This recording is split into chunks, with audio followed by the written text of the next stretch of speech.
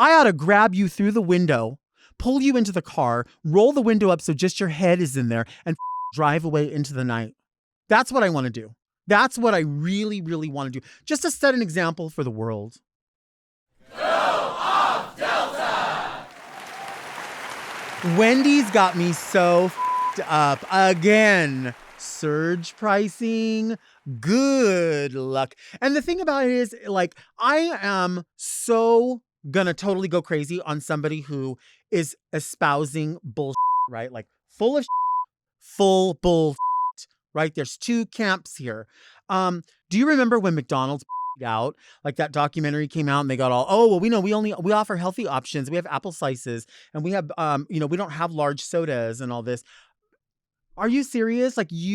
Why? Why not just go, yeah, okay, well, you're out of control. Oh, well, how about you don't order every meal at McDonald's and maybe you won't have that problem. I don't think it's the job of McDonald's or the job of Wendy's to yeah, but so why not stand their ground? Do you see them? This is where I'm going with this. Why not stand your ground? Wendy's, if you want to raise your prices, raise your prices. But their new thing, surge pricing, is going to be like Uber or Lyft or any of the, remember there used to be another one too. What was it called? Was it Sidecar? I don't remember. Anyway, there was another. Regardless, what Wendy's has proposed is that they are going to do surge pricing, meaning when a lot of people are at their location and a lot of people are ordering something, they are going to determine the price of that item. Now, they're trying to back out of this by saying, no. We didn't say we were going to raise prices. We said we might offer a special deal when something like chicken fingers, or I don't know what else they have on their menu, a baked potato or chili or spicy 10-piece nugget. Can I tell you about the spicy 10-piece nuggets? I always feel like I have to go back and like let you know about something and then why the current thing is a fuck up. A couple of days ago, I was at Wendy's and I go to the drive-thru and there's a guy there, and I'm not about calling people out, and I'm not about, I am about calling people out. I'm not about outing people is what I'm trying to say.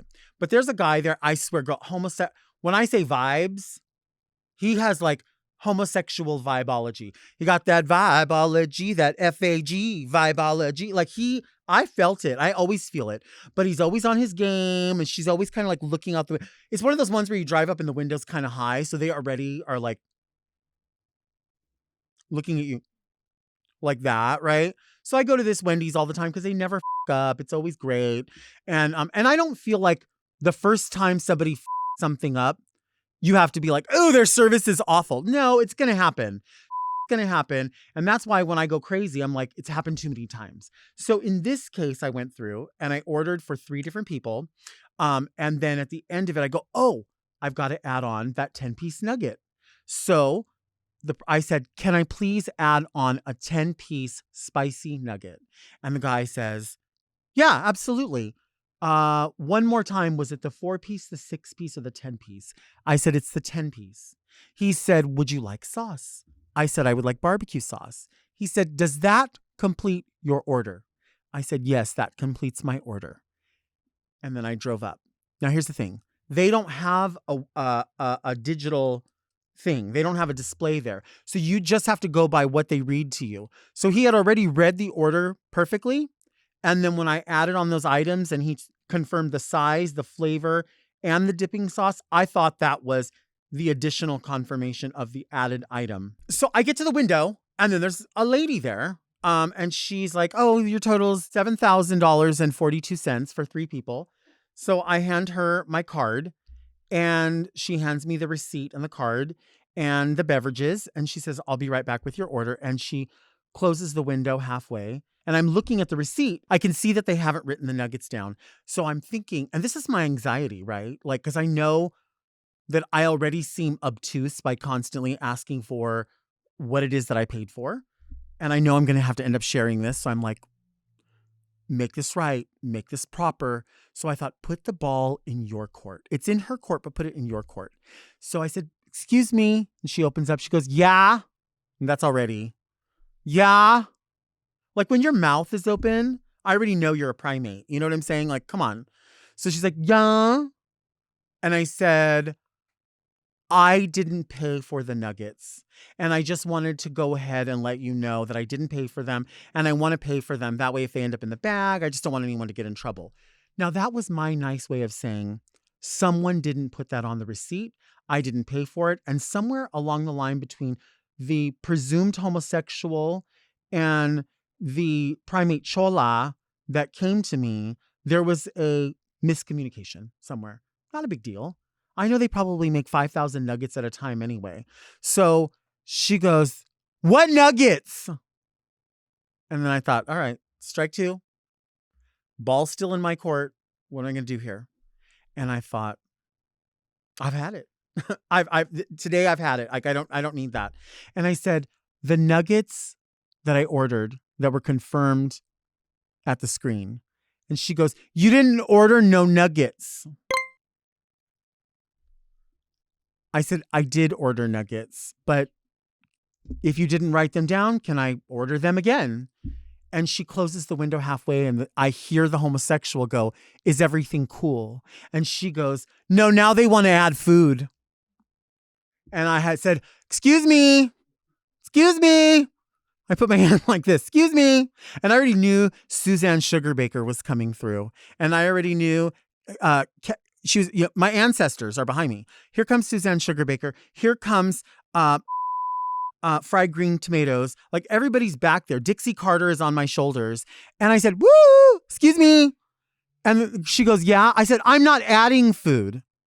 I am telling you that somewhere between the two of you, the brain cells did not unite to honor what I fucking ordered.